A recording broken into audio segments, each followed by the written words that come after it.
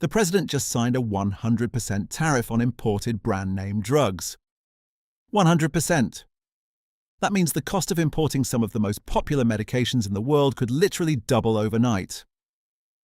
And if you own pharma stocks, or you just take prescription medicine, this changes the game. Here's the backdrop. On April 2nd, 2026, President Trump signed an executive order under Section 232 of the Trade Expansion Act, the same national security authority used for steel and aluminum tariffs. The argument: America leads the world in drug research and development, but is dangerously dependent on foreign manufacturing for finished medications, and the timing matters. This comes in the middle of a market already under severe pressure. The S&P 500 has fallen more than 8% from its January highs. Oil is above $111 a barrel.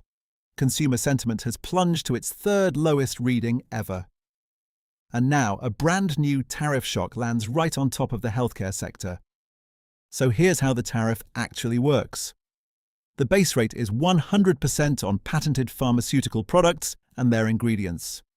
But there are several tiers and exemptions that make this more nuanced than the headline suggests. First, if a company enters into a most favored nation pricing agreement with HHS, meaning they agree to charge American patients the same price they charge in the cheapest comparable country, and they commit to producing in the USA, the tariff drops to 0%. That deal holds through January 20th, 2029. Second tier, if a company commits to onshoring production but doesn't agree to MFN pricing, they face a 20% tariff, which jumps to 100% in 4 years if they haven't followed through. Third tier, for drugs coming from the EU, Japan, South Korea, or Switzerland, there's a baseline 15% tariff, a nod to existing trade relationships. Now, what's exempt? Generics and biosimilars are completely excluded. For now. The White House says those will be reassessed in 1 year. Orphan drugs, animal health drugs, and certain specialty products also get a pass. Large companies have 120 days before tariffs take effect. Smaller companies get 180 days. The market reaction has been brutal. Over the past month, the 4 largest pharma companies by market cap have shed a combined $261 billion in value.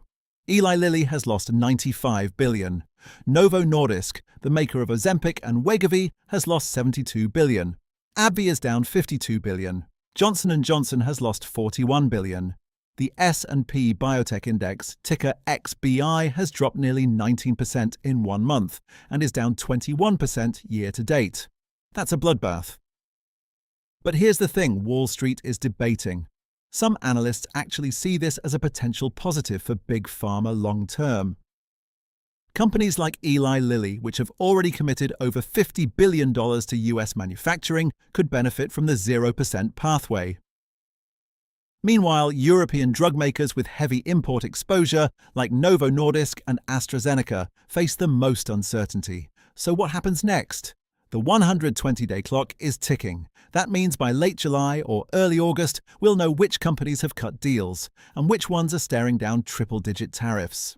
Watch for earnings calls over the next few weeks, especially Eli Lilly on April 30th and Pfizer on May 5th. Management commentary on tariff strategy will move these stocks. The bull case? This forces drug companies to lower prices and bring manufacturing home. American patients pay less. Domestic pharma wins.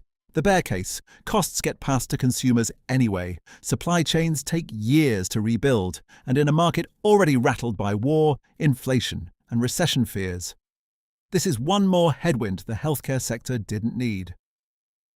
This is one of those stories that affects your portfolio and your medicine cabinet. If you're holding pharma stocks, you need to be paying attention to the exemption deals over the next 120 days. If this breakdown helped you understand what's really happening, hit that like button and subscribe so you don't miss the next one. Drop a comment below. Are these tariffs good or bad for drug prices? I want to hear your take.